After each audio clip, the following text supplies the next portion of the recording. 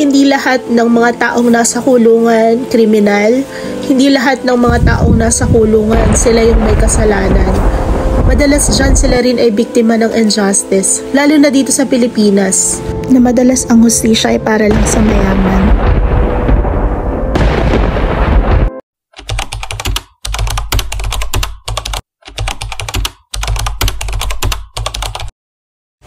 What if your life was taken from you for a crime you didn't commit?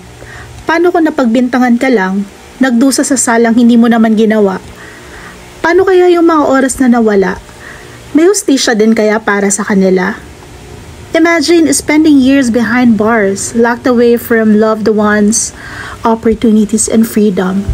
Hi, I'm Kim, and today I'd like to take you inside the walls of prison, where the stories of the inmates are beyond what you think. Stay with me as we minister to lives marked by brokenness, despair, and